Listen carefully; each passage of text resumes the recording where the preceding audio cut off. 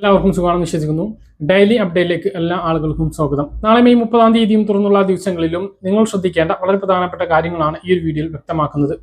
വീഡിയോയുടെ വിശദാംശങ്ങളിലേക്ക് കടക്കുന്ന മുമ്പ് കൂടുതൽ ആളുകളിലേക്ക് ഇൻഫർമേഷൻ എത്താൻ ഷെയർ ചെയ്യുക, ലൈക്ക് ചെയ്യുക, ഫേസ്ബുക്കിലൂടെ കാണുന്ന ആളുകൾ ഫോളോ ചെയ്യുക. വീഡിയോയുടെ വിശദമായ വിവരങ്ങളിലേക്ക് വരാം. ക്ഷേമ പെൻഷൻ 3000 രൂപ തന്നെയാക്കും. അത് ഘട്ടം ഘട്ടങ്ങളായിട്ടാണോ എന്നുള്ള ഒരു സംശയം ഉണ്ടായിരുന്നു. എന്നാൽ നയപ്രഖ്യാപനം 1000 രൂപയാക്കി വർദ്ധിപ്പിക്കാൻ തീരുമാനമാണ് എന്നാണ് ഗവർണർ നടത്തിയിട്ടുള്ള നയപ്രഖ്യാപനത്തിൽ.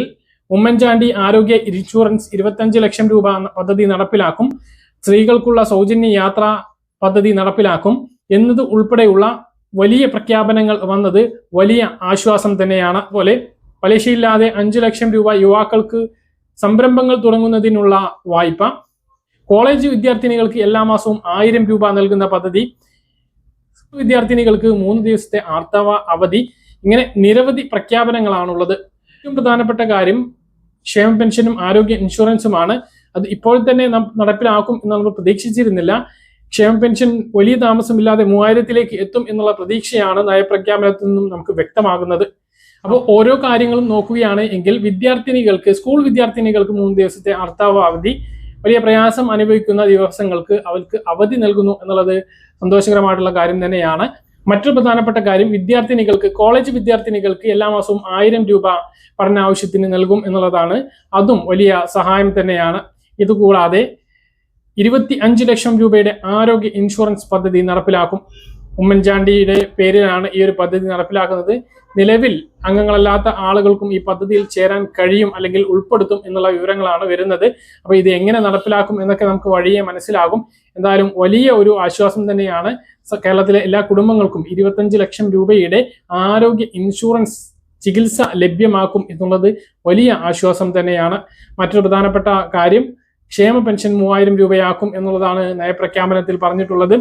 ഈ ബജറ്റ് വരെ നമുക്ക് കാത്തിരിക്കാം എങ്ങനെയാണ് പ്രഖ്യാപനങ്ങൾ വരുന്നത് എന്നുള്ളത്.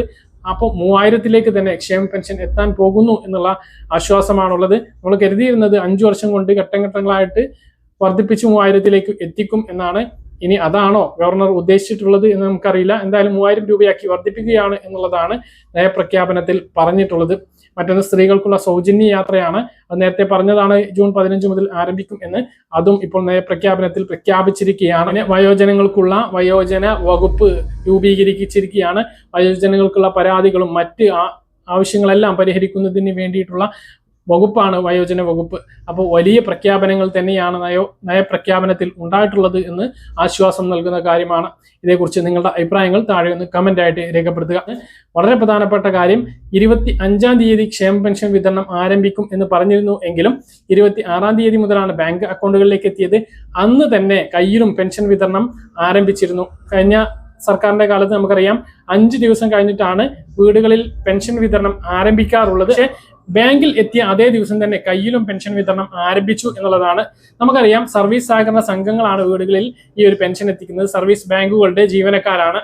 എന്നാൽ ഓരോ സർവീസ് സഹകരണ സംഘങ്ങളും ഓരോ മുന്നണികളുടെ കീഴിലാണ് ഭരണസമിതികൾ പ്രവർത്തിക്കുന്നത്. എന്നാൽ ഈ ഒരു പെൻഷൻ വിതരണത്തിൽ വ്യാപകമായിട്ടുള്ള രാഷ്ട്രീയ കളികൾ നടന്നിട്ടുണ്ട്. രാഷ്ട്രീയ കളികൾ എങ്ങനെ വേണമെങ്കിലും കളിച്ചോളൂ. ഈ ഒരു സർക്കാരിന്റെ സമയത്ത് പെൻഷൻ മുടങ്ങിപ്പോയി എന്ന് വരുത്തി തീർക്കാൻ നിങ്ങളുടെ കയ്യിൽ എത്തിയിട്ടുള്ള പെൻഷൻ ആ പാവപ്പെട്ട ആളുകൾക്ക് നൽകാതെ പെൻഷൻ സർക്കാർ വിതരണം ചെയ്തില്ല. UDF സർക്കാർ ആദ്യ മാസം തന്നെ പെൻഷൻ താമസിപ്പിച്ചു.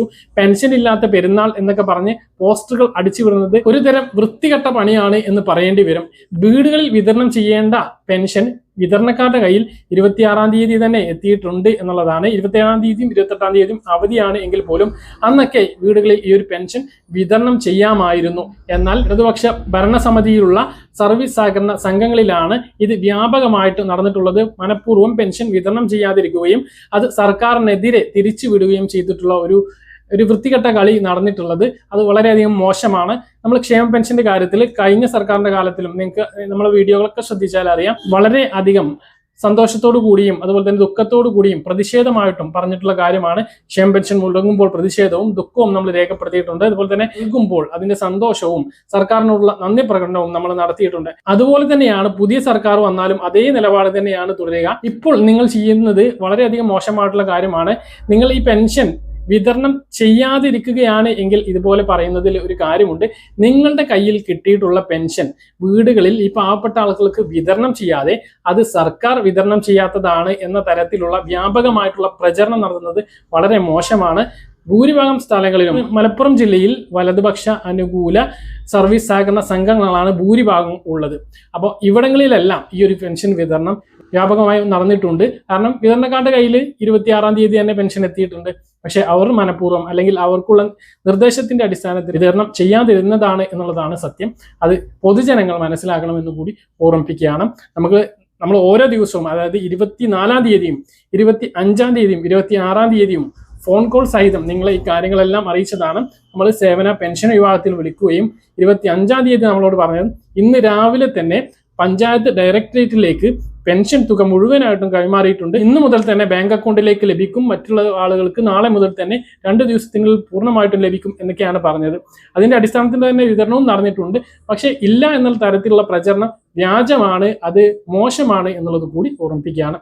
പറഞ്ഞ കാര്യങ്ങൾ കൃത്യമായിട്ട് മനസ്സിലാക്കാൻ കരുതുന്നു. ഇതുപോലെ ഇൻഫർമേഷൻ ലഭിക്കാൻ ചാനൽ സബ്സ്ക്രൈബ് ചെയ്യുക, ബെൽ ഐക്കൺ എനേബിൾ ചെയ്ത് നോക്കുക. മറ്റൊരു വീഡിയോ കാണാം. ബൈ.